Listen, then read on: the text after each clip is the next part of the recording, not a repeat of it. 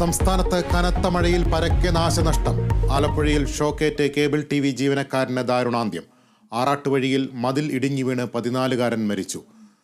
കടലാക്രമണം രൂക്ഷം. പത്തനംതിട്ട, വയനാട്, ഇടുക്കി, കോട്ടയം, എറണാകുളം ജില്ലകളിൽ വിദ്യാഭ്യാസ സ്ഥാപനങ്ങൾക്ക് നാളെ അവധി. Shri Om Birla is declared elected as the Speaker of this House. Om Birla Lok Sabha speaker. തെരഞ്ഞെടുപ്പ് ശബ്ദ വോട്ടിൽ. രണ്ടാം ഊഴം മികച്ച അവസരമെന്ന് പ്രധാനമന്ത്രി. പ്രതിപക്ഷ ശബ്ദം അംഗീകരിക്കലാണ് ജനാധിപത്യമെന്ന് രാഹുൽ ഗാന്ധി. അടിയന്തരാവസ്ഥയെ അപലപിച്ചുള്ള സ്പീക്കറുടെ പ്രമേയത്തിൽ പ്രതിഷേധം. സംസ്ഥാനത്ത് അവശ്യ വസ്തുക്കൾക്ക് തീവിലയെന്ന് പ്രതിപക്ഷം സഭയിൽ. സർക്കാർ സപ്ലൈകോയുടെ അന്തകരെന്ന് പ്രതിപക്ഷ നേതാവ്. സപ്ലൈകോയുടെ 50ാമത്തെ വർഷം അതിന്റെ അന്തകരായി മാറിയ സർക്കാർ എന്നാണ് നിങ്ങൾ അറിയാൻ പോകുന്നത്. വിലക്കയറ്റം ദേശീയ വിഷയമെന്ന് മന്ത്രി GR അനിൽ. നമ്മുടെ സംസ്ഥാനത്ത് മാത്രം വിഷയമല്ല, രാജ്യമൊട്ടാകെയുള്ള ഒരു പ്രശ്നമാണ് എന്ന് നമുക്കെല്ലാം അറിയാം. ഇത്തരം വിഷയങ്ങളെ സംബന്ധിച്ച് കൂട്ടായി ഇടപെടേണ്ട കാര്യമുണ്ട് സാർ.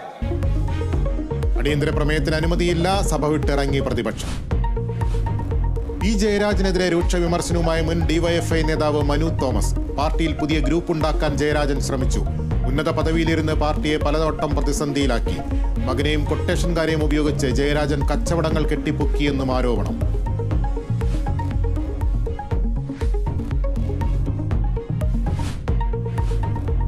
ഓർത്തഡോക്സ് യാക്കോബായ സഭാ തർക്കത്തിൽ സർക്കാരിന് ഹൈക്കോടതിയുടെ രൂക്ഷ വിമർശനം. നടപ്പാക്കാത്തത് സുപ്രീം കോടതി വിധിയാണെന്ന് ഓർക്കണം. സർക്കാർ നടപടികൾ പ്രഹസനമെന്ന് വിമർശനം.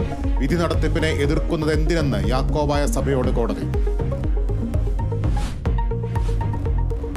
ആലപ്പുഴ അരൂർ തുറവൂർ ദേശീയപാതയിൽ യാത്രക്കാരെ ചെളിക്കുണ്ടിലാക്കി ഉയരപാത നിർമ്മാണം.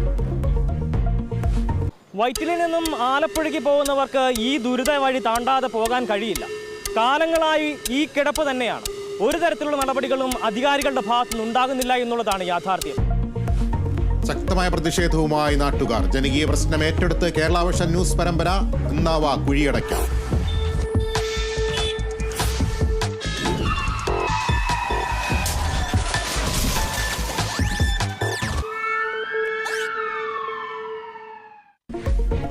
പ്രശ്നത്തിന് പരിഹാരം കാണുമെന്ന് ആലപ്പുഴ ജില്ലാ കളക്ടർ.